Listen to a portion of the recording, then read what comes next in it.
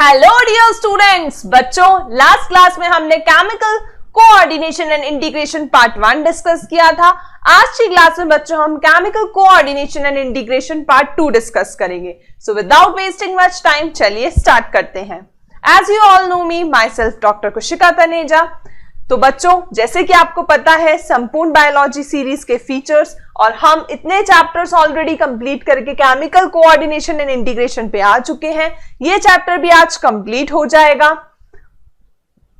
तो बच्चों जैसे कि मैंने आपको बताया था कि जो फर्स्ट 2 टॉपिक्स हैं वो हमने पार्ट 1 में ऑलरेडी कवर कर लिए हैं।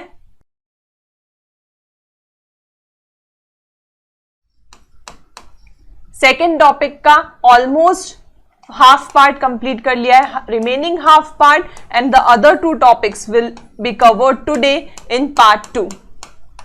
जैसे कि बच्चों आप सभी को पता है संपूर्ण नीट बायोलॉजी सीरीज के बारे में कि यहाँ पे हम संपूर्ण तरीके से पूरा बायोलॉजी चैप्टर आपके साथ कवर करते हैं एनसीईआरटी प्लस एक्स्ट्रा। और बच्चों जो भी PYQs होते हैं वो फ्री ऑफ कॉस्ट आपको अवेलेबल कराए जाते हैं, link given in description box.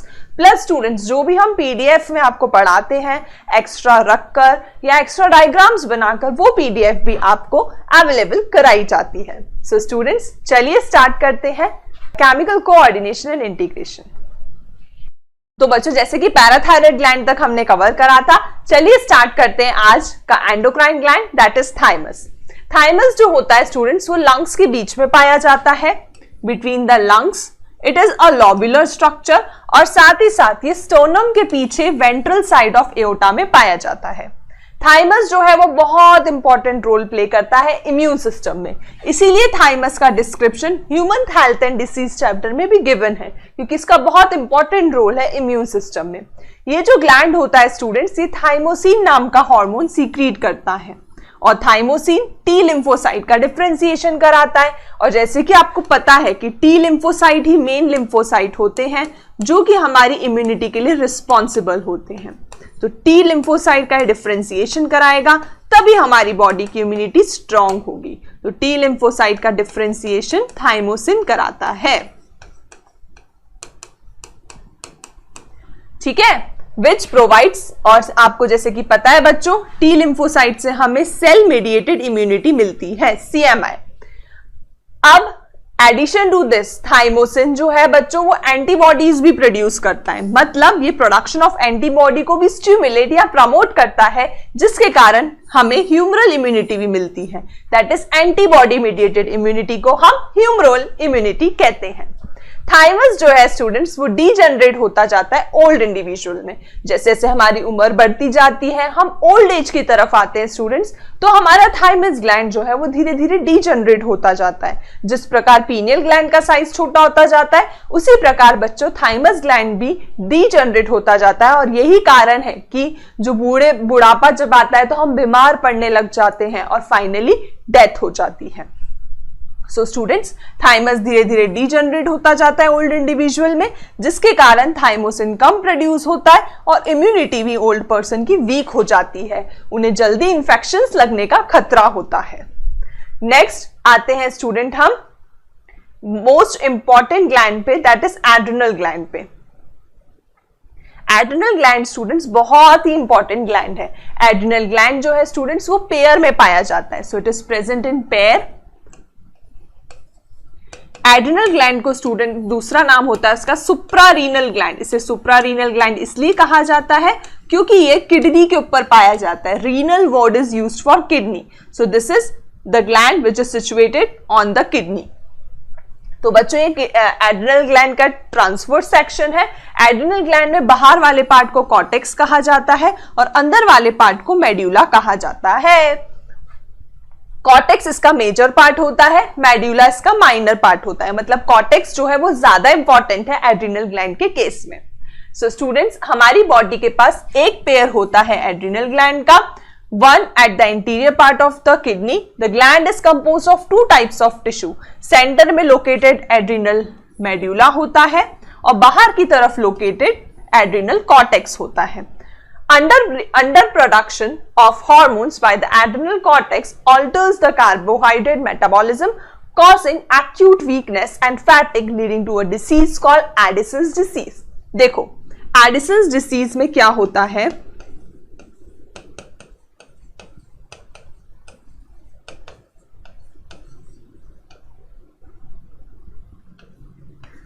हमारे एड्रिनल कॉर्टेक्स पार्ट से एक हार्मोन सीक्रेट होता है, तो एल्डोस्टेरोन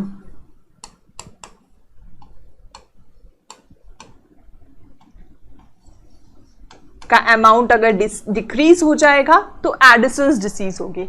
तो कॉर्टेक्स में कार्बोहाइड्रेट मेटाबॉलिज्म जो है वो ऑल्टर हो जाता है, एक्यूट वीकनेस होती है, फैटिक होती है, किसके कारण? एल्डोस्टेरोन की कमी के कारण, जिस कारण से स्टूडेंट्स एडिसन्स डिसीज हमें देखने को मिलती है। सो स्टूडेंट्स, आपको एडिसन्स डिसीज को एडीडी से याद रखना है। एडीडी का फुल फॉर्म होता है एल्डोस्टेरोन डिक्रीज या एल्डोस्टेरोन डेफिशिएंसी, ठीक है। और इसमें कौन सा पार्ट मेनली अफेक्ट होता है? एड्रिनल कॉर्टेक्स का डैमेज होता है टीबी जैसे डिसऑर्डर्स में, जिसके कारण हमें एडिसन्स डिसीज देखने को मिलती है। एडिसन्स डिसीज में पिगमेंटेशन होता है, ब्लड प्रेशर कम हो जाता है, तो ये कुछ हमें सिम्टम्स देखने को मिलते हैं एडिसन्स डिसीज में। सो स्टूडेंट्स, एड्रिनल मेड्यूला पे आ गए हम कि अब मैं पहले इससे पहले आपको डिफरेंस चार्ट बता देती हूं, तो उससे आपको ज्यादा अच्छे से क्लियर हो जाएगा कॉर्टेक्स पार्ट और मेड्यूला पार्ट। देखो स्टूडेंट्स, एड्रिनल ग्लैंड्स को हम 2 कैटेगरीज में डिवाइड करते हैं, adrenal cortex and adrenal medulla.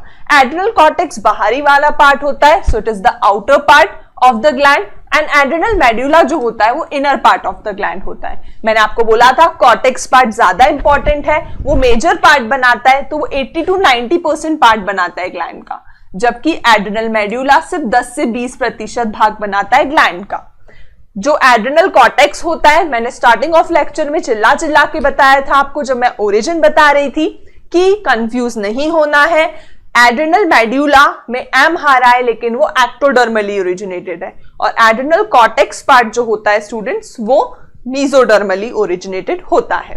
तो यही बात दी है कि एड्रिनल कॉर्टेक्स मीजोडर्मली ओरिजिनेटेड है, जबकि एड्रिनल मेड्यूला एक्टोडर्मली ओरिजिनेटेड है। हार्मोन्स जो है कॉर्टेक्स के, एड्रिनल कॉर्टेक्स के स्टेरॉइड ओरिजिन के होते हैं, जबकि मेड्यूला के अमीनो एसिड या प्रोटीन डेरिवेटिव होते हैं। मतलब अगर मैं एड्रिनल कॉर्टेक्स के हार्मोन्स की बात करूं तो इनका मैकेनिज्म ऑफ एक्शन कैसा होगा? इनके रिसेप्टर्स जो होते हैं स्टूडेंट्स, ये सेल के अंदर पाए जाएंगे, because steroid hormones can easily cross the cell membrane, जबकि प्रोटीनेशियस जो भी हार्मोन्स होते हैं उनके जो रिसेप्टर्स होते हैं वो सेल मेम्ब्रेन के ऊपर पाए जाते हैं। एड्रिनल कॉर्टेक्स जो होता है स्टूडेंट्स वो ACTH हार्मोन के कंट्रोल में होता है। ये जो ACTH हार्मोन है ये पिट्यूटरी ग्लैंड से आता है, एंटीरियर पिट्यूटरी से, जो कि मैंने आपको कल समझाया था। CRH आता है हमारे हाइपोथैलेमस से, फिर एंटीरियर लोब ऑफ पिट्यूटरी से आता है ACTH, और ACTH फिर एड्रिनल कॉर्टेक्स पार्ट को स्टिमुलेट करता है। एड्रिनल मेड्यूला जो है वो सिंपैथेटिक ANS के कंट्रोल में है। Next point, adrenal cortex 3 zone में डिवाइडेड है, जोना ग्लोमेरुलोसा, जोना फेसिक्युलेटा, जोना रेटिकुलारिस। इसे आप GFR से याद कर सकते हैं। सबसे outer most zona glomerulosa, middle part zona fasciculata, and सबसे इनर पार्ट जोना रेटिकुलारिस। ये कोई भी जोन्स में डिवाइडेड नहीं होता है। इसमें एक्टिव एंडोक्राइन सेल्स पाए जाते हैं जिसे हम फियोक्रोमोसाइट्स कहते हैं, किसमें? मेड्यूला में। नेक्स्ट आते हैं स्टूडेंट्स हम 7th पॉइंट पे। कॉर्टेक्स के हार्मोन्स के नाम है एल्डोस्टेरोन, कॉर्टिसोल जो मेजर है, इसके अलावा भी होते हैं, जैसे कॉर्टिसोल के साथ कॉर्टिसन भी होता है, पर मेन है एल्डोस्टेरोन, कॉर्टिसोल, फिर सेक्स कॉर्टिकॉइड्स में टेस्टोस्टेरोन एंड ईस्ट्रोजन। वैसे ही बच्चों हमारे एड्रिनल मेड्यूला पार्ट के हार्मोन्स हैं एड्रेनालिन और एपिनेफ्रिन, और नॉर एड्रेनालिन और नॉर एपिनेफ्रिन। ये जो हार्मोन्स होते हैं स्टूडेंट्स, ये इमरजेंसी हार्मोन कहलाते हैं। कॉर्टेक्स जो है स्टूडेंट्स, उसके फंक्शन के आधार पे आप उसे 4S पार्ट भी कह सकते हैं ग्लैंड का, जबकि फंक्शन के आधार पे मेड्यूला को 3F बोला जाता है। कैसे? चलिए समझते हैं। 4S का मतलब है शुगर का मेटाबॉलिज्म करना, सॉल्ट रिटेनिंग करना, सेक्स कॉर्टिकॉइड रिलीज करना, and it is a source of energy, source of energy. वही स्टूडेंट्स F3 का मतलब है फियर, फ्लाइट एंड फाइट, मतलब ये एक प्रकार का इमरजेंसी हार्मोन है। जब हम किसी से लड़ेंगे, जब हमें डर लगेगा या फिर जब हम तेज भागेंगे तो emergency hormone adrenaline and noradrenaline is release. Adrenaline और नॉरएड्रेनालिन के नाम से आप कंफ्यूज मत होना, ये फंक्शन में अपोजिट नहीं है, ये फंक्शन में सेम है। ये स्ट्रक्चरली डिफरेंट है लेकिन फंक्शनली सेम है। They both together called as emergency hormone. अब स्टूडेंट्स एड्रेनल कॉर्टेक्स पार्ट से मेजरली corticoids रिलीज होते हैं, that is mineralocorticoids, glucocorticoids and one more sex corticoids।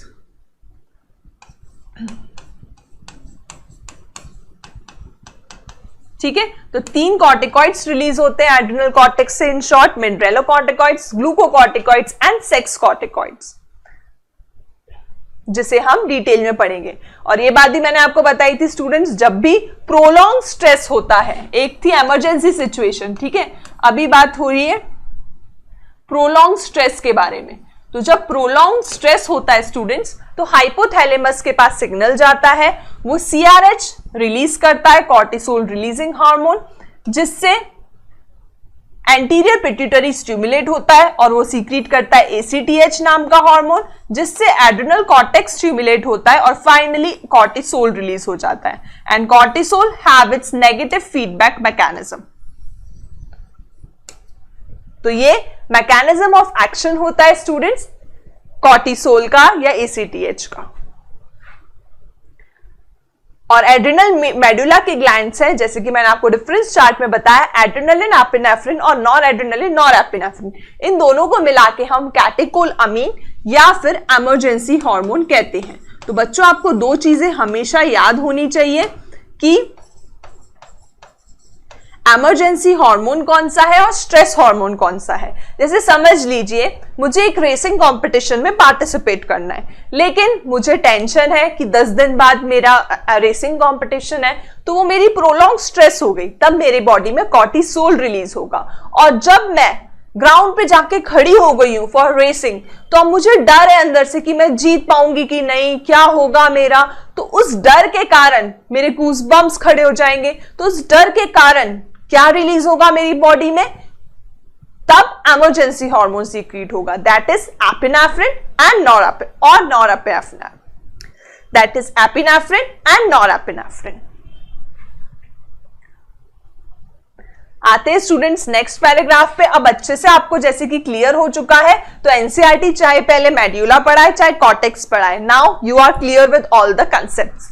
सबसे पहले स्टूडेंट्स एड्रेनल मेड्यूला की यहाँ पे बात करी गई है। तो जैसे कि मैंने आपको बताया था, adrenal medulla 10 to 20% part gland का बनाता है। ये अंदरूनी भाग होता है एड्रेनल ग्लैंड का। एड्रेनल मेड्यूला पार्ट जो है स्टूडेंट्स, वो 3F के लिए रिस्पॉन्सिबल है। इसके हॉर्मोन्स को हम मिला के कैटेकोलअमीन या इमरजेंसी हार्मोन बोलते हैं, that is adrenaline and noradrenaline. और ये 3F के लिए रिस्पॉन्सिबल है, that is fear, flight and fight. मतलब जब मुझे डर लगेगा, जब मैं भागूंगी या जब मैं किसी को पीटूंगी या लड़ाई करूंगी, तब रिलीज होगा मेरी बॉडी में से एड्रेनल मेड्यूला से emergency hormone, that is adrenaline और नॉरएड्रेनालिन।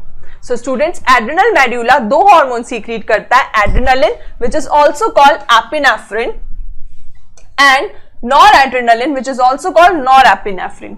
इन्हें कॉमनली कैटेकोलअमीन और इमरजेंसी हार्मोन कहा जाता है। एड्रेनालिन और noradrenaline rapidly secreted in response to stress, stress के रिस्पॉन्स में रिलीज होता है, लेकिन स्ट्रेस हार्मोन हम कॉर्टिसोल को कहते हैं।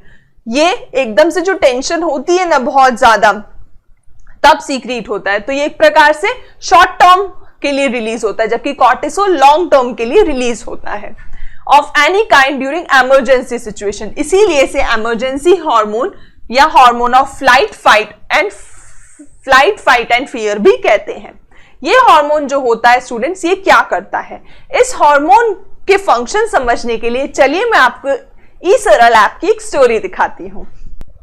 सो स्टूडेंट्स, इसके फंक्शंस याद करने के लिए आप ऐसा याद रखना कि एक बच्चे के सामने अगर शेर आ गया है तो उसमें क्या क्या चेंजेस होंगे। अगर आपके सामने शेर आ जाता है तो आप में अलर्टनेस बढ़ जाएगी, आपकी आंखें बड़ी हो जाएंगी, आपकी प्यूपिल डायलेट हो जाएगी, बड़ी बड़ी आंखों से आप देखने लग जाएंगे, पसीने छूटने लग जाएंगे, मुंह लाल हो जाएगा, ब्लड प्रेशर बढ़ जाएगा, हार्ट रेट बढ़ जाएगा। तो ये सब फंक्शंस होते हैं स्टूडेंट्स हमारे इमरजेंसी हार्मोन के। जैसा कि आप देख सकते हैं किस प्रकार से इसके रोंगटे खड़े हो गए हैं, और रोंगटे खड़े होने को हम कहते हैं, रोंगटे खड़े होते हैं स्टूडेंट्स जो कि इरेक्टर पिलाई मसल के कारण होते हैं, जिसे हम पिलो इरेक्शन कहते हैं। सो स्टूडेंट्स कुछ ऐसा होता है जब शेर हमारे सामने आ जाता है। तो ये सब फंक्शन है एपिनेफ्रिन और नॉरएपिनेफ्रिन के। देखिए पसीने छूट रहे हैं किस प्रकार।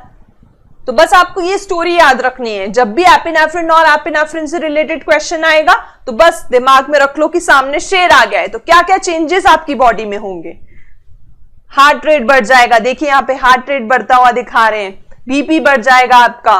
ठीक है, तो चलिए अब वापस से इमेजिनरी दुनिया से बाहर निकलते हैं और आते हैं एनसीईआरटी पे।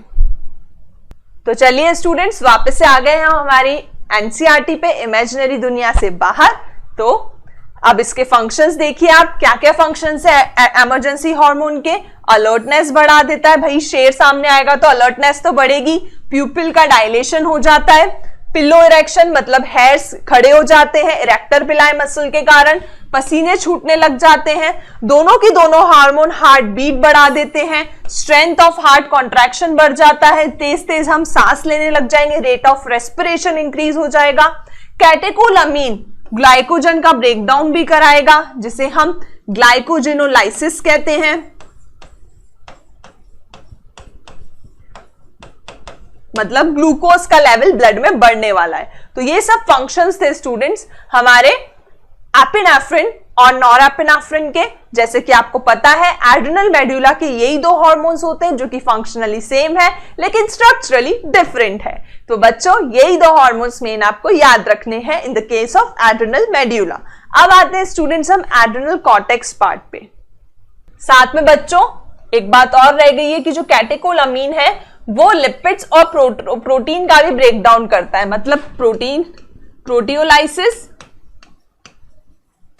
एंड लाइपोलाइसिस, और ग्लाइकोजिनोलाइसिस भी करता है, वो पीछे की लाइन में हमने पढ़ाई सही। तो लाइपोलाइसिस प्रोटियोलाइसिस भी नेक्स्ट फंक्शन है कैटेकोलामीन का। अब आते हैं स्टूडेंट्स हम एड्रिनल कॉर्टेक्स पार्ट पे। यहां से स्टार्ट होता है एड्रिनल कॉर्टेक्स। एड्रिनल कॉर्टेक्स को स्टूडेंट्स हम 3 जोन में डिवाइड करते हैं। ये मेजर 80% पार्ट बनाता है हमारे एड्रिनल ग्लैंड का। इसे हम 3 पार्ट्स में डिवाइड करेंगे, zona glomerulosa, zona fasciculata, zona reticularis, that is GFR से मैंने से आपको याद कराया था, याद है ना। तो जीएफआर जोन्स में ये डिवाइडेड होता है और इसके फंक्शन है salt retention, sugar metabolism, source of energy. तो हमने ये फंक्शंस इसके देखे थे।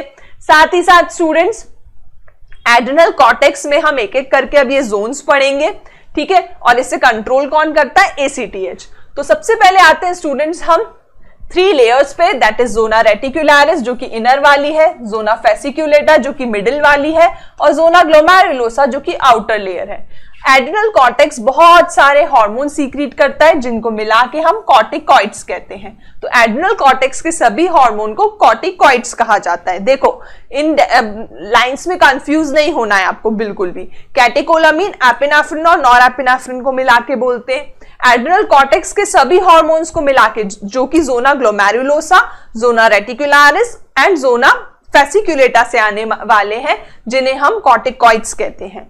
कॉर्टिकॉइड्स 3 प्रकार के होते हैं, mineralocorticoids, glucocorticoids and sex corticoids. तो corticoids which are involved in carbohydrate metabolism is called glucocorticoids. मतलब सबसे पहले हम ग्लूकोकॉर्टिकॉइड्स की बात करने वाले हैं जो कि जोना ग्लोमेरुलोसा से आता है। First is glucocorticoid,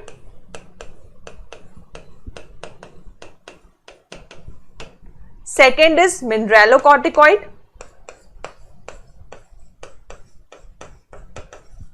and third is sex corticoid. तो ये 3 कॉर्टिकॉइड हार्मोन्स जो है स्टूडेंट्स ये रिलीज होते हैं हमारे एड्रिनल कॉर्टेक्स पार्ट से। इसमें से जो ग्लूकोकॉर्टिकॉइड्स है ये एफ पार्ट से आता है, मतलब जोना फेसिक्यूलेटा। मिनरेलोकॉर्टिकॉइड्स जो है स्टूडेंट्स वो जी पार्ट से आता है, दैट इज जोना ग्लोमेरुलोसा। जबकि सेक्स कॉर्टिकॉइड जो है स्टूडेंट्स वो आर पार्ट से आता है, दैट इज जोना रेटिकुलारिस। तो जोना फेसिक्यूलेटा से रिलीज होता है ग्लूकोकॉर्टिकॉइड्स, जोना ग्लोमेरुलोसा से रिलीज होता है मिनरेलोकॉर्टिकॉइड्स, और जोना रेटिकुलारिस से रिलीज होता है सेक्स कॉर्टिकॉइड्स। अब इनके बारे में हम एक एक करके समझते हैं। Corticoids which are involved in carbohydrate metabolism, carbohydrate metabolism में जो corticoids involved है उन्हें हम ग्लूकोकॉर्टिकॉइड्स बोलते हैं। हमारी बॉडी के अंदर कॉर्टिसोल जो है वो मेन ग्लूकोकॉर्टिकॉइड्स है, मतलब अब कॉर्टिकॉइड में भी मेनली आपको किसको याद रखना है, कॉर्टिसोल को याद रखना है, जिसे स्ट्रेस हार्मोन भी कहा जाता है। कॉर्टिकॉइड्स जो है ये अगर वाटर और इलेक्ट्रोलाइट का बैलेंस करते हैं तो ऐसे कॉर्टिकॉइड्स को हम मिनरेलोकॉर्टिकॉइड्स कहते हैं। और इंपॉर्टेंट मिनरेलोकॉर्टिकॉइड कौन है, एल्डोस्टेरॉन। जैसे कि बच्चों हमने आपको एक्सक्रीशन चैप्टर में पढ़ाया था कि जो एल्डोस्टेरॉन होता है वो सॉल्ट वाटर एब्जॉर्प्शन करवाता है नेफ्रॉन से। तो एल्डोस्टेरॉन मेन मिनरेलोकॉर्टिकॉइड्स है, कॉर्टिसोल मेन ग्लूकोकॉर्टिकॉइड्स है, और एक सेक्स और एक थर्ड कॉर्टिकॉइड है सेक्स कॉर्टिकॉइड। अब सबसे पहले स्टूडेंट्स हम ग्लूकोकॉर्टिकॉइड्स के बारे में पढ़ेंगे। ग्लूकोकॉर्टिकॉइड्स जो कि मैंने आपको बताया था जोना फेसिक्यूलेटा से रिलीज होते हैं। ये ग्लूकोनियोजेनेसिस कराता है, मतलब ग्लूकोज का synthesis from non carbohydrate substance. Lipolysis कराता है, मतलब लिपिड को तोड़ेगा। प्रोटियोलाइसिस कराएगा, मतलब प्रोटीन को तोड़ेगा। साथ ही साथ इनहिबिट करेगा cellular uptake and utilisation of amino acid, मतलब सेल्यूलर अपटेक नहीं होगा अगर अमीनो एसिड का, तो ब्लड के अंदर अमीनो एसिड की मात्रा बढ़ती जाएगी, क्योंकि ये प्रोटीन को तो तोड़वा रहा है लेकिन सेल को नहीं लेने दे रहा है, मतलब ब्लड में अमीनो एसिड का नंबर बढ़ता चला जाएगा या अमाउंट बढ़ता चला जाएगा। तो ब्लड में अमीनो एसिड का अमाउंट बढ़ेगा because it is preventing cellular uptake and utilization of amino acid. Cortisol जो है स्टूडेंट्स वो कार्डियोवैस्कुलर सिस्टम को मेंटेन करने के लिए भी जरूरी है। It is required for maintaining cardiovascular system as well as kidney function और कार्डियोवैस्कुलर सिस्टम दोनों के लिए भी हमारे कॉर्टिसोल आवश्यक है।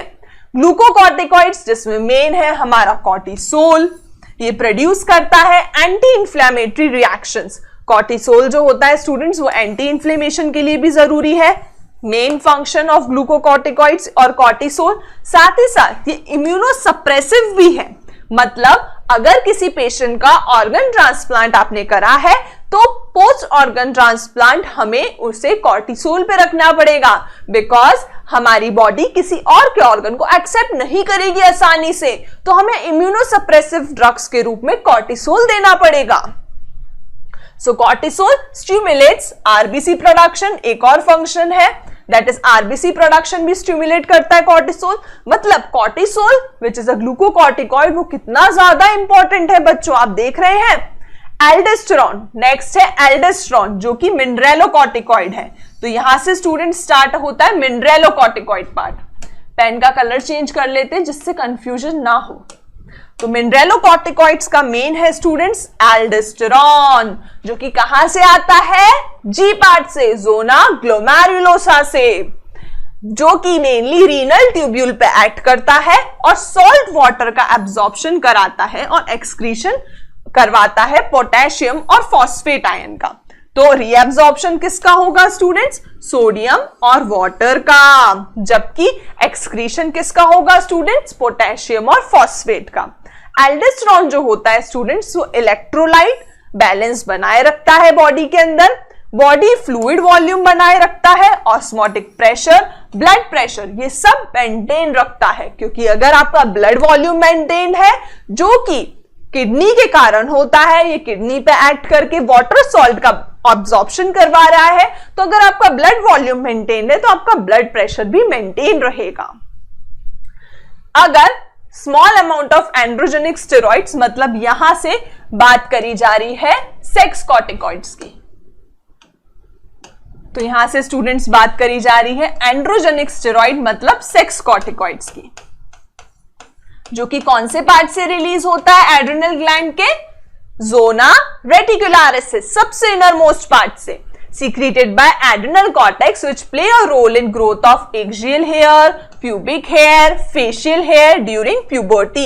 तो जैसे कि आपको पता है सेक्स कॉर्टिकॉइड्स का मेन रोल प्यूबर्टी के टाइम पे चेंजेस लाने में होता है, तो वही चेंजेस यहाँ पे बताए गए हैं। नेक्स्ट आते हैं स्टूडेंट्स हम पैनक्रियास पे।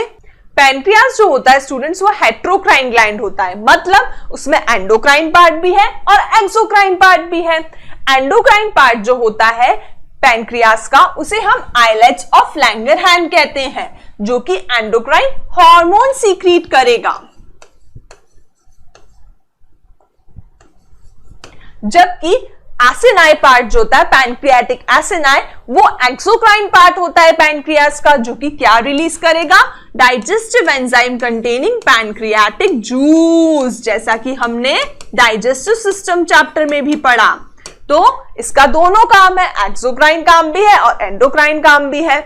अब दोनों में डिफरेंस समझते हैं। पैनक्रियाटिक एसिनाई जो होता है वो एक्सोक्राइन पार्ट होता है, मैंने अभी आपको बताया। Islets of Langerhans endocrine part होता है। जो एक्सोक्राइन पार्ट है वो ज्यादा है, 98% है, जबकि एंडोक्राइन पार्ट सिर्फ 1 to 2% है, that is islets of Langerhans.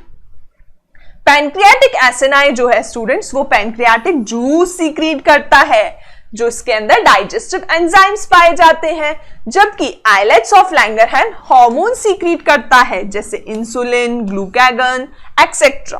तो hormone secreting islets of Langerhans है और digestive juice secreting part pancreatic acini है। पैनक्रियाटिक जूस जो है स्टूडेंट्स वो हमारे डियोडेनम तक पहुंचता है with the help of duct of Wilson, जबकि हार्मोन्स जो है वो आपको पता है एंडोक्राइन पार्ट के पास डक्टलेस पार्ट होता है, मतलब डक्ट एब्सेंट होता है, तो वो डायरेक्टली ब्लड के अंदर रिलीज होता है। अब जो हमारा आइलेट्स ऑफ लैंगरहैंस है स्टूडेंट्स उसमें फर्दर 4 टाइप्स के सेल पाए जाते हैं। तो यहाँ पे किसकी बात करी जा रही है, आइलेट्स ऑफ लैंगरहैंस की, मतलब एंडोक्राइन पार्ट, क्योंकि अभी हम एंडोक्राइन सिस्टम वाला मेनली डिस्कस कर रहे हैं पार्ट। तो एंडोक्राइन सिस्टम में आइलेट्स ऑफ लैंगरहैंस के पास में अल्फा सेल होता है, जो कि ग्लूकागन नाम का हार्मोन सीक्रेट करता है, जो कि ब्लड का ग्लूकोज लेवल बढ़ाता है। वही स्टूडेंट्स बीटा सेल आते हैं सेकेंड पार्ट पे। बीटा सेल जो होता है वो 60 to 70% पार्ट बनाता है और ये हार्मोन सीक्रेट करता है इंसुलिन, और ये ब्लड ग्लूकोज लेवल को डिक्रीज करता है। वही स्टूडेंट्स जो हमारा डेल्टा सेल है वो 5 to 10% पाया जाता है, वो ही सीक्रेट करता है सोमैटोस्टैटिन। सोमैटोस्टैटिन नाम का हार्मोन स्टूडेंट्स हमने हाइपोथैलेमस जब पढ़ रहे थे तब भी देखा था कि ग्रोथ हार्मोन का रिलीज इनहिबिट करता है सोमैटोस्टैटिन। यहाँ पे ये स्टमक और डियोडेनम की मोटिलिटी डिक्रीज कर रहा है, साथ ही साथ अल्फा बीटा सेल्स को भी इनहिबिट कर रहा है। लास्ट सेल है पीपी सेल और एफ सेल, जो कि 5% पाए जाते हैं, जिसका जो हार्मोन सीक्रेट करते हैं पैनक्रियाटिक पॉलीपेप्टाइड, और ये पैनक्रियाटिक सीक्रेशन को डिक्रीज करते हैं। सो स्टूडेंट्स ये हमारे हार्मोन्स थे by the respective cells of islets of Langerhans part of pancreas. So pancreas के लिए देखो क्या लाइन दी है, it is a composite gland, मतलब हेट्रोक्राइन के लिए कंपोजिट वर्ड यूज किया है यहाँ पे, जिसके पास एक्सोक्राइन पार्ट भी है, मतलब एंजाइम सीक्रेट करने वाला पार्ट, और एंडोक्राइन पार्ट भी है, मतलब हार्मोन सीक्रेट करने वाला पार्ट। एंडोक्राइन पैनक्रियास को हम आइलेट्स ऑफ लैंगरहैंस बोलते हैं। क्या बोलते हैं, आइलेट्स ऑफ लैंगरहैंस, जो कि सिर्फ 1 to 2% पार्ट बनाता है पूरे पैनक्रियास का, और इस 1 से 2% पार्ट ऑफ पैनक्रियास के अंदर लगभग 1 से 2 मिलियन आइलेट्स ऑफ लैंगरहैंस पाए जाते हैं। सो 1 to 2% पार्ट में 1 to 2 million islets of Langerhans पाए जाते हैं। मेन सेल्स जो है मैंने आपको बताया, जैसे कि आइलेट्स ऑफ लैंगरहैंस के अल्फा बीटा डेल्टा और पीपी सेल होता है, लेकिन एनसीईआरटी में कहा है कि अल्फा बीटा सेल मेन होते हैं, जिसमें से अल्फा सेल ग्लूकागन नाम का हार्मोन सीक्रेट करता है, जो कि ब्लड ग्लूकोज को बढ़ाएगा, जबकि बीटा सेल इंसुलिन नाम का हार्मोन सीक्रेट करती है, जो कि ब्लड ग्लूकोज को घटाएगा। तो ये आपस में एक दूसरे के अपोजिट है, तो एंटागोनिस्टिक है। ग्लूकागन जो होता है स्टूडेंट्स, वो एक प्रकार का पेप्टाइड हार्मोन है जो कि बहुत इंपॉर्टेंट रोल प्ले करता है in maintaining the normal blood glucose level. Glucagon act mainly on hepatocyte और liver cell, mainly liver cell और हेपेटोसाइट के ऊपर एक्ट करता है और ग्लाइकोजिनोलाइसिस करवाता है, मतलब ग्लाइकोजन का ब्रेकडाउन कराता है, जिससे ब्लड के अंदर क्या रिलीज होगा, ग्लूकोज। ग्लूकोज का लेवल ब्लड के अंदर इंक्रीज हो जाएगा, विच कॉजेज हाइपरग्लाइसीमिया। इस कंडीशन को हम क्या बोलेंगे, हाइपरग्लाइसीमिया। इसके साथ साथ ग्लूकागन जो है वो ग्लूकोनियोजेनेसिस कराता है, मतलब ग्लूकोज का synthesis by non carbohydrate part, वापस से हाइपरग्लाइसीमिया कॉज करेगा। ग्लूकागन जो है वो सेल्यूलर ग्लूकोज अपटेक घटाता है, मतलब अगर सेल्यूलर ग्लूकोज अपटेक घट जाएगा मतलब ब्लड में ही ग्लूकोज रहेगा, मतलब ब्लड में हाइपरग्लाइसेमिक कंडीशन कॉज करने के लिए सब तरीके अपना रहा है। इसलिए ग्लूकागन को हम हाइपरग्लाइसेमिक हार्मोन कहते हैं। अब आते हैं स्टूडेंट्स इंसुलिन पे। इंसुलिन भी ग्लूकागन जैसा पेप्टाइड हार्मोन है, मतलब प्रोटीन का बना है। ये भी मेन रोल प्ले करता है इन ग्लूकोज होम्योस्टेसिस, बस ये एंटागोनिस्टिक है उसके।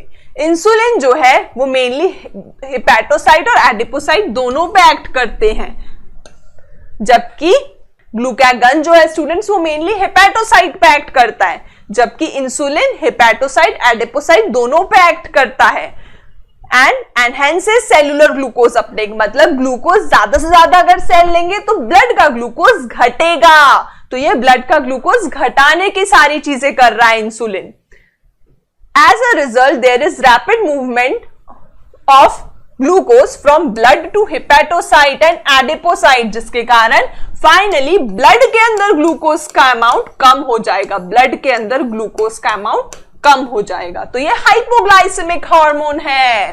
Insulin also stimulates conversion of glucose into glycogen, मतलब ये हर वो चीज कर रहा है जिससे ब्लड का ग्लूकोज कम होए, सेम ग्लूकागन के अपोजिट। तो ग्लूकोज को ग्लाइकोजन में कन्वर्ट करने को हम ग्लाइकोजेनेसिस कहते हैं। The glucose homeostasis in blood is thus maintained jointly by insulin and glucagon.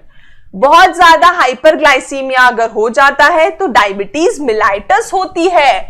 बच्चों लास्ट क्लास में हमने डायबिटीज इंसिपिडस पढ़ा था, जो कि एडीएच की कमी के कारण होता है। ये डायबिटीज मिलाइटस है जो कि इंसुलिन की कमी के कारण होगा, या प्रोलॉन्ग हाइपरग्लाइसेमिक कंडीशन को हम कहते हैं।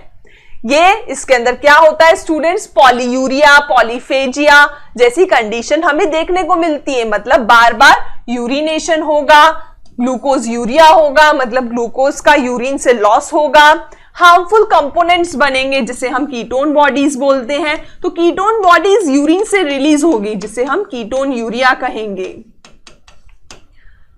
ग्लूकोज यूरिया, ग्लूकोयूरिया, है ना, ऐसी कंडीशन हमें डायबिटीज में देखने को मिलेगी। पॉलीयूरिया मतलब ज्यादा वाटर का आउटपुट होना, पॉलीफेजिया मतलब ज्यादा भूख लगना, ये सब हमें डायबिटीज के सिम्टम्स देखने को मिलेंगे। अब आते हैं स्टूडेंट्स हम टेस्टिस पे। पेयर ऑफ टेस्टिस प्रेजेंट होता है मेल्स के अंदर, वो भी स्क्रॉटल सैक के अंदर। क्यों? क्योंकि 2 डिग्री सेंटीग्रेड टेम्परेचर कम करने के लिए, क्योंकि स्पर्मेटोजेनेसिस के लिए हमारे बॉडी टेम्परेचर से 2 डिग्री सेल्सियस टेम्परेचर कम जरूरी होता है। टेस्टिस जो है वो दोनों फंक्शन परफॉर्म करता है।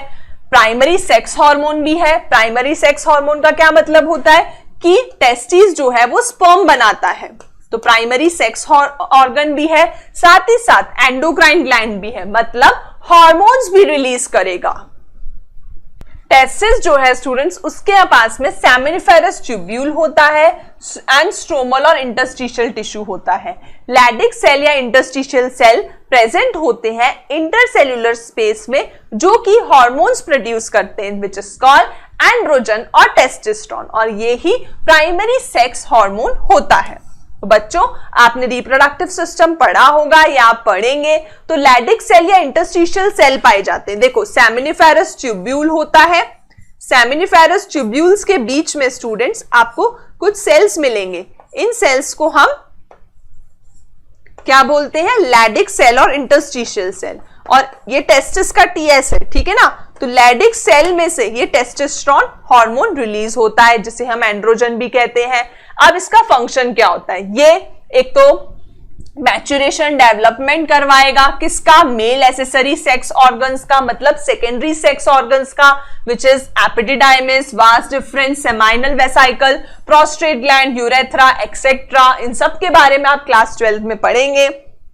ये जो हार्मोन्स होते हैं स्टूडेंट्स, ये मस्कुलर ग्रोथ कराते हैं, फेशियल ग्रोथ कराते हैं, एक्सिलरी ग्रोथ कराते हैं, aggressiveness, low pitch of the voice भी कराते हैं।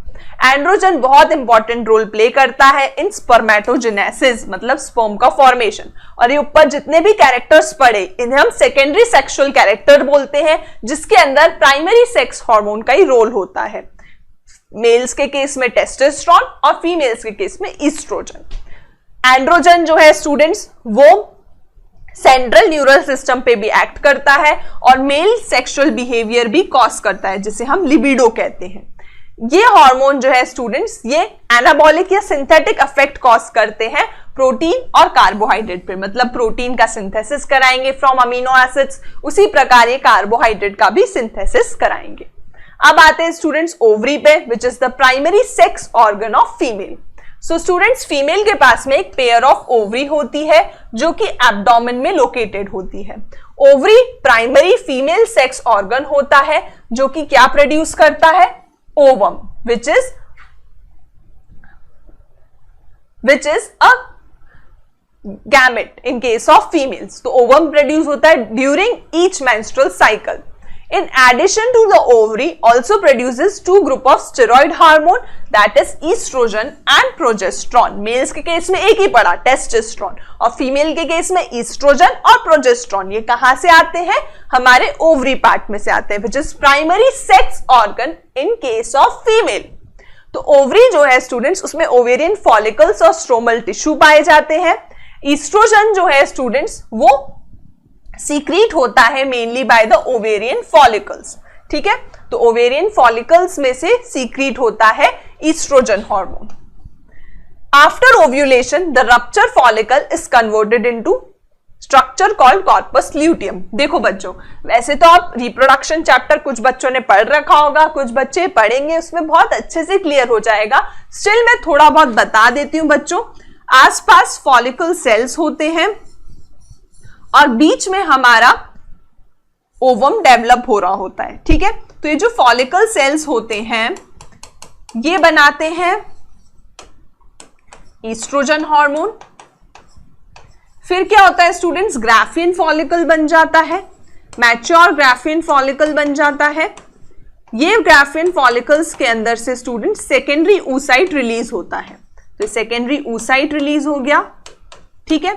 अब ये जो बचा हुआ फॉलिकल सेल और उसका मेम्ब्रेन है ये क्या बना देता है, कॉर्पस ल्यूटियम। तो सेकेंडरी oocyte रिलीज हो गया है, अब ये जो रिमेनिंग स्ट्रक्चर है इससे बन गया है कॉर्पस ल्यूटियम। अब ये जो कॉर्पस ल्यूटियम है ये सीक्रीट करता है प्रोजेस्टेरोन हार्मोन। क्या सीक्रीट करता है, प्रोजेस्टेरोन हार्मोन, ठीक है ना। चलो, ईस्ट्रोजन जो है वो वाइड रेंजिंग एक्शन होता है उसका, जैसे stimulation of growth, then activities of female secondary sex organ, developing of growing follicles, appearance of female secondary sexual character. वही जो टेस्टोस्टेरोन के फंक्शन थे वो सब यहाँ फीमेल के केस में ईस्ट्रोजन के फंक्शन होते हैं। मैमरी ग्लैंड का डेवलपमेंट, ईस्ट्रोजन जो है स्टूडेंट्स वो फीमेल सेक्सुअल बिहेवियर भी रेगुलेट करता है। प्रोजेस्टेरोन का क्या काम होता है, progesterone, P for progesterone, P for pregnancy, pregnancy hormone भी कहते हैं इसे। Progesterone acts on mammary gland and stimulates formation of alveoli, sac like structure जो कि मिल्क स्टोर करता है एंड मिल्क सीक्रीशन में हेल्पफुल है। अब आते हैं स्टूडेंट्स नेक्स्ट टॉपिक पे, that is non organised endocrine gland पे, that is heart, kidney and GIT. सबसे पहले स्टूडेंट्स हम हार्ट के बारे में पढ़ेंगे। Now you know about the endocrine glands and their hormones. However, as mentioned earlier, hormones are also secreted by some tissues which are not endocrine, तो कुछ diffuse endocrine cell different organs में situated होते हैं, जैसे heart, kidney और GIT, जहां से hormone secrete होते हैं। तो स्टूडेंट्स,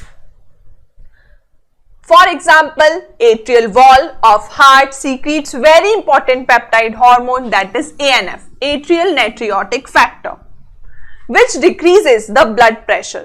ANF का काम क्या होता है स्टूडेंट्स? एट्रियल नेट्रियोटिक फैक्टर ANF, जो कि आया कहां से? हार्ट से, जो कि नॉन ऑर्गेनाइज्ड एंडोक्राइन ग्लैंड है। ये ANF क्या करेगा? ये ANF ब्लड प्रेशर को डिक्रीज करेगा। चलो, जब भी बीपी बढ़ेगा हमारी बॉडी का, तो घटा के नॉर्मल करने का काम ANF का है, जो कि आता कहां से है? हार्ट से। ये रिड्यूस करता है बीपी को। अब आते हैं स्टूडेंट्स नेक्स्ट किडनी पे। किडनी के पास JG सेल्स पाए जाते हैं, हमने एक्सक्रीशन में ऑलरेडी पढ़ा। तो चलो बच्चों, अब किडनी पे आते हैं। किडनी जो है वो कुछ हार्मोन सीक्रेट करती है, जैसे जक्स्ट्राग्लोमेरुलर सेल, किडनी में JG सेल पाए जाते हैं। ये JG cell peptide hormone erythropoietin secrete करते हैं।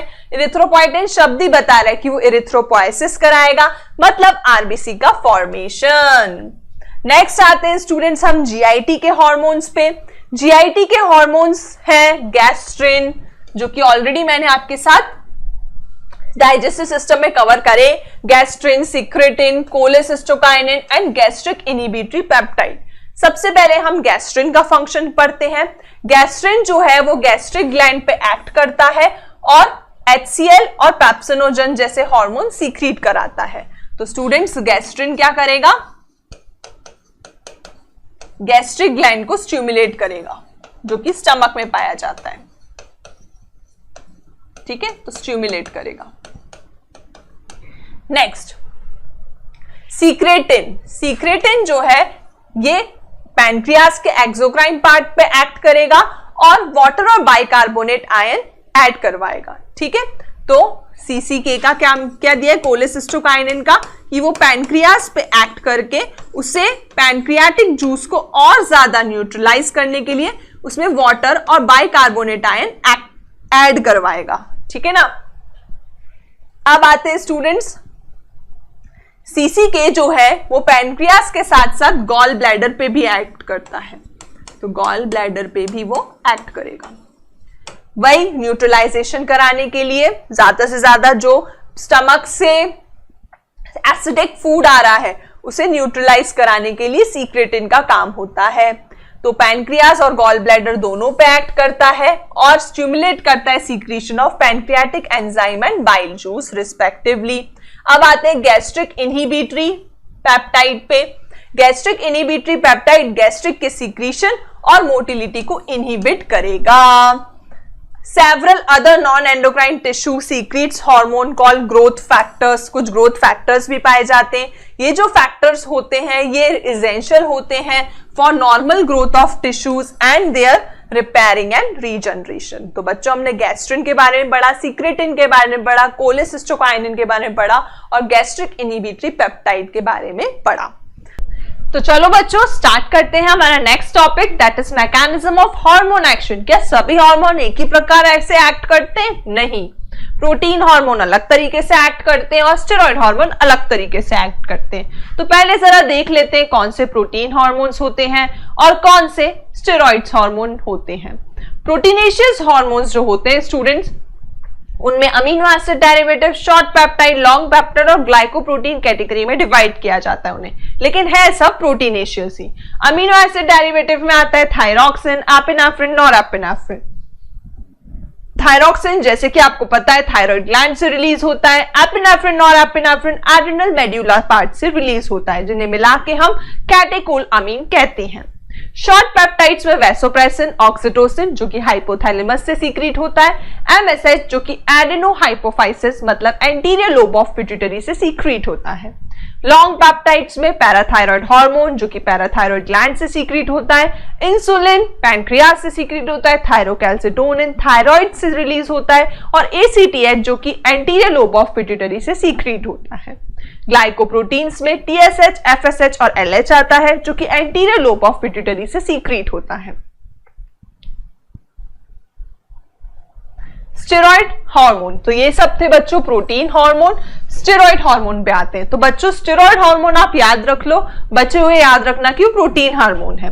तो स्टेरॉइड हार्मोन में आता है स्टूडेंट्स हमारा मिनरेलोकॉर्टिकॉइड्स, ग्लूकोकॉर्टिकॉइड्स और सेक्स कॉर्टिकॉइड्स। ठीक है, टेस्टोस्टेरोन, एस्ट्रोजन सेक्स कॉर्टिकॉइड्स है, और प्रोजेस्टेरोन जो है हमारा वो भी जो है वो ओवरी से ही सीक्रेट होता है। तो स्टूडेंट्स आप याद रखना कॉर्टिकॉइड्स जो कि एड्रेनल कॉर्टेक्स से रिलीज होते हैं वो सब स्टेरॉइड्स हैं, बाकी सब प्रोटीनेशियस हार्मोन में आते हैं। अब हार्मोन रिसेप्टर के आधार पे दो कैटेगरी बनाई है हमने, मेम्ब्रेन बाउंड रिसेप्टर और इंट्रासेल्युलर रिसेप्टर। अब आप खुद सोचो स्टूडेंट्स, मेम्ब्रेन बाउंड रिसेप्टर किसके पास होंगे? जो कि अंदर नहीं आ सकते, सेल के अंदर नहीं आ पाएंगे। सेल के अंदर कौन नहीं आ पाएंगे? प्रोटीन वाले, तो प्रोटीनेशियस हार्मोन ये वाली कैटेगरी में आएंगे। तो उनके सेल मेम्ब्रेन पे ही रिसेप्टर्स पाए जाएंगे, जबकि सेल के अंदर कौन आ जाएंगे? Steroid hormone. कौन आ जाएंगे? Steroid hormone. ठीक है, क्योंकि मेम्ब्रेन भी बाय लेयर लिपिड की बनी होती है। तो membrane bound receptor present on the cell membrane of the target cell, transport of water soluble hormone। और इंट्रासेल्यूलर मतलब सेल के अंदर रिसेप्टर मतलब टारगेट सेल के अंदर जो कि लिपिड सॉल्युबल हार्मोन्स होते हैं वो आ पाएंगे। ठीक है, मतलब जो हमने एड्रेनल कॉर्टिकॉइड्स के कॉर्टिकॉइड्स पढ़े, that is glucocorticoids, mineralocorticoids, then estrogen, progesterone, testosterone, ये हमारे इस कैटेगरी में आएंगे। ठीक है, तो मिनरेलोकॉर्टिकॉइड,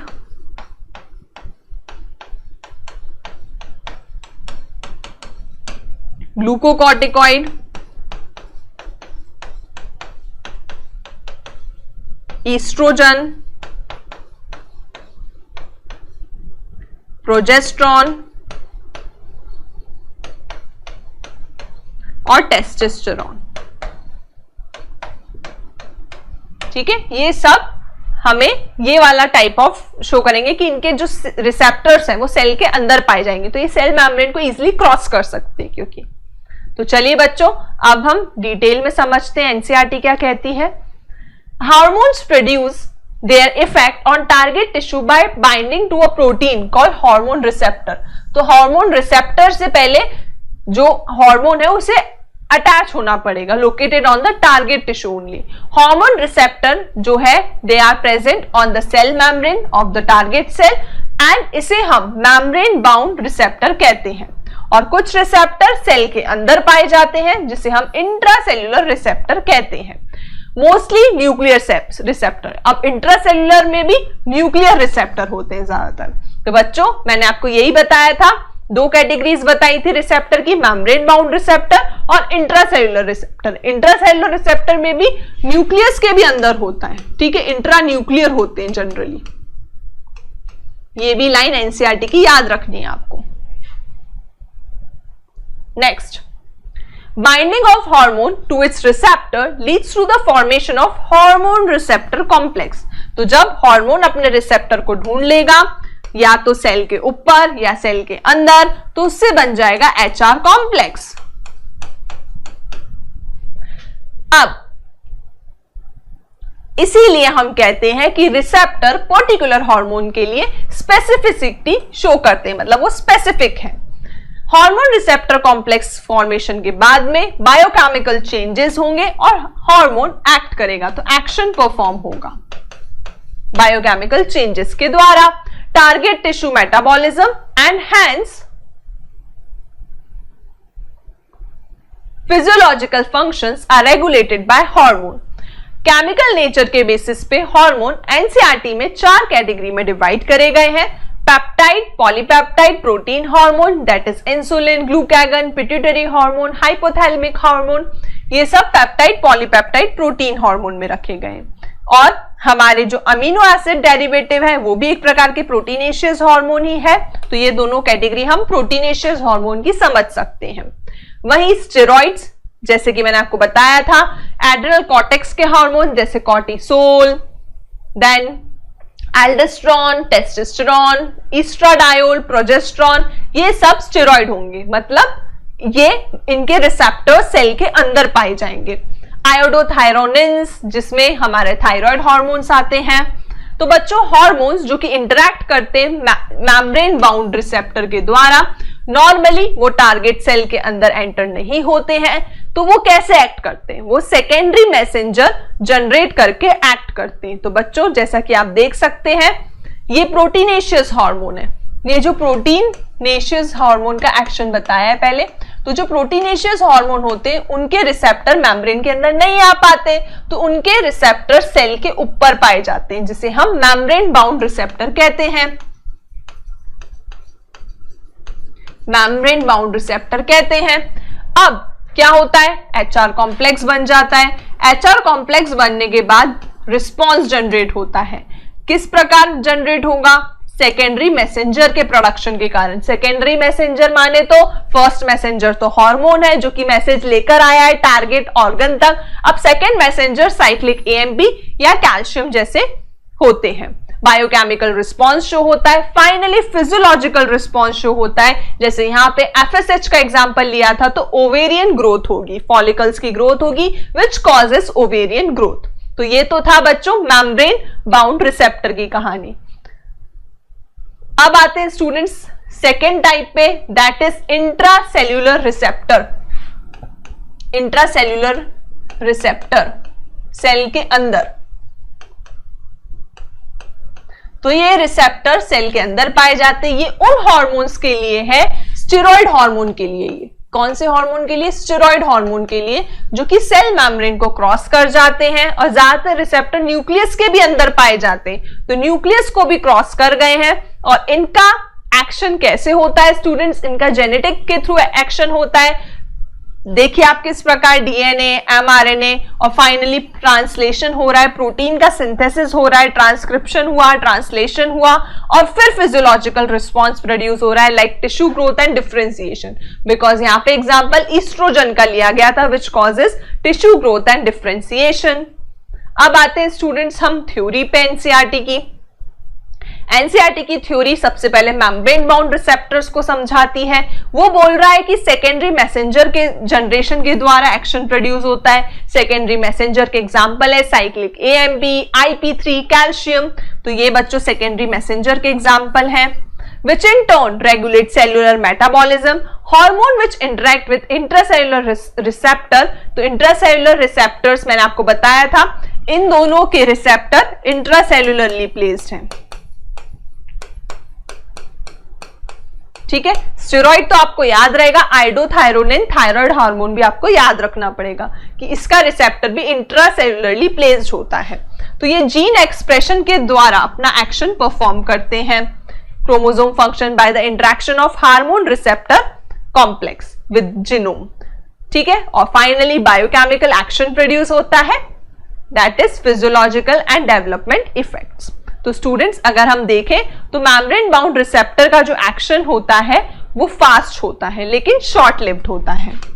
फास्ट बट शॉर्ट लिव्ड।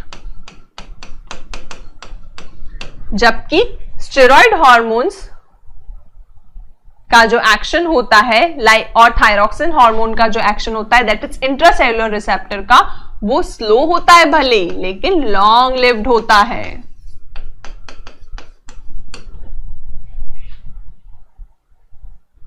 ठीक है बच्चों, तो ये अब समरी स्टार्ट हो गई। समरी आप देख लीजिएगा। अब स्टूडेंट्स नीट एग्जाम में आए गए कुछ क्वेश्चंस डिस्कस करते हैं। फर्स्ट क्वेश्चन है which one of the following is an amino acid derivative hormone. इसमें से कौन सा अमीनो एसिड डेरिवेटिव हार्मोन है? First is estradiol, second is ecdysone, third is epinephrine and fourth is estriol. Just think about it. So students जैसे कि हमने पढ़ा था अमीनो एसिड डिराइव्ड हार्मोन, एक बार मैं लिस्ट निकाल देती हूं आपके सामने। तो स्टूडेंट्स देखिए अमीनो एसिड डेरिवेटिव हार्मोन में एपिनेफ्रिन और नॉर एपिनेफ्रिन आता है, ठीक है ना। और तो जो टेक्स्ट है अगर आप देखें, क्वेश्चन देखें और साथ में थायरॉक्सिन भी आता है, तो अमीनो एसिड डेरिवेटिव हार्मोन का आंसर अब आप मुझे देख के बताएंगे क्या है, ठीक है ना। तो एस्ट्राडायोल, एक्जियोम, एपिनेफ्रिन, एस्ट्रायोल। तो अभी अपन देख कर आए अमीनो एसिड एपिनेफ्रिन और नॉरएपिनेफ्रिन है, इसलिए इसका आंसर एपिनेफ्रिन हो जाएगा।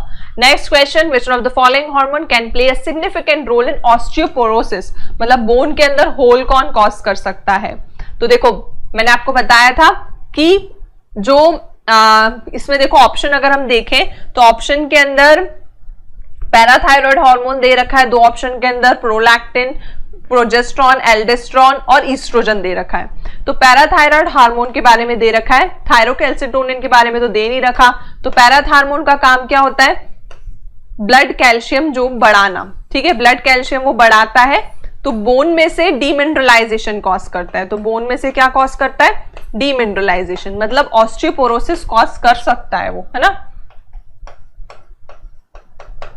ठीक है, क्योंकि ज्यादा डीमिनरलाइजेशन हो जाएगा तो ऑस्टियोपोरोसिस हो जाएगा। और साथ ही साथ बच्चों ईस्ट्रोजन का भी इसलिए रोल होता है ऑस्टियोपोरोसिस में, क्योंकि जब मेनोपॉज आता है तो ईस्ट्रोजन का लेवल डाउन होता है, तो बोन में ऑस्टियोपोरोसिस और वीकनिंग देखने को मिली है। तो ईस्ट्रोजन का भी रोल है इसमें। तो estrogen and parathyroid hormone is the correct answer. Progesterone, aldosterone का कोई रोल नहीं है, एल्डोस्टेरोन, प्रोलैक्टिन का भी कोई रोल नहीं है, और यहाँ पे प्रोलैक्टिन का मिल्क में रोल है, मिल्क फॉर्मेशन में। तो इसका आंसर फर्स्ट ही होगा।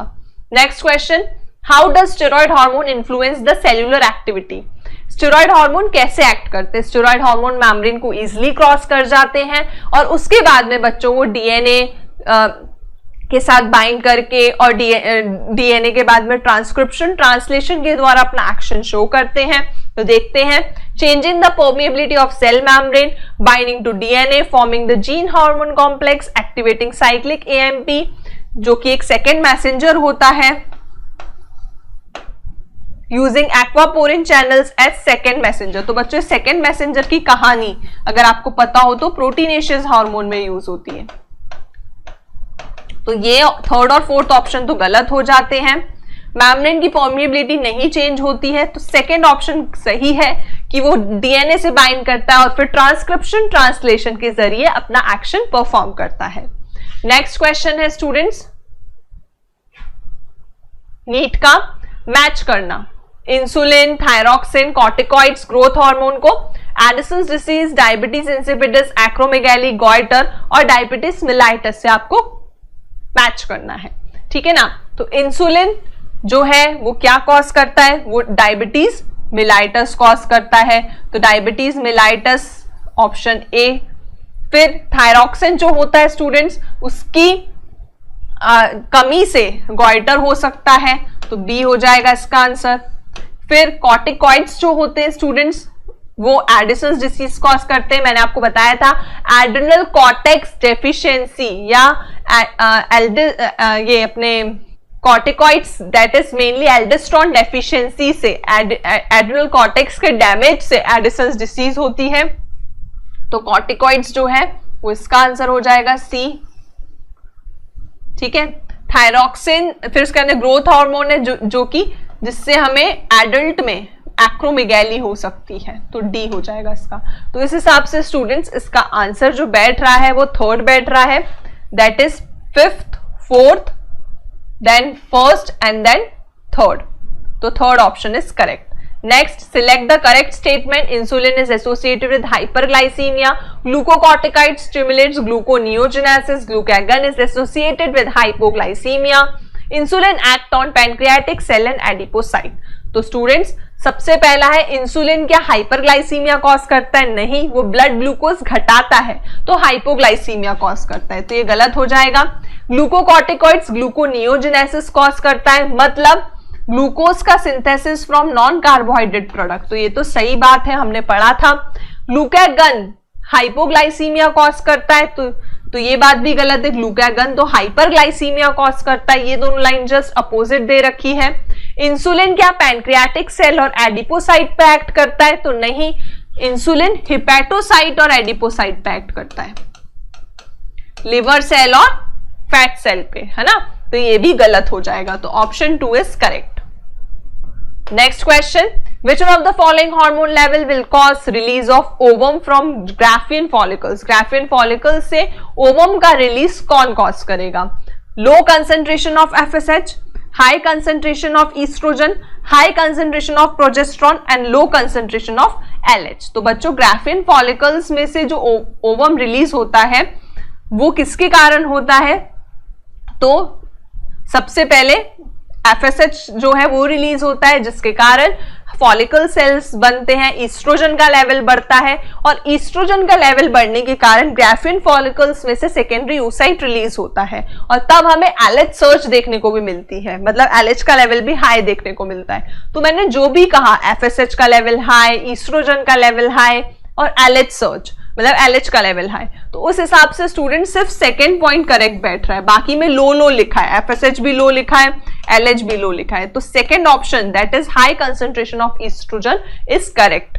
सो स्टूडेंट्स, होप आपने मेरे साथ आज का लेक्चर एंजॉय करा होगा, केमिकल कोऑर्डिनेशन एंड इंटीग्रेशन आपको अच्छे से क्लियर हो गया होगा। That's all students, stay connected, thank you.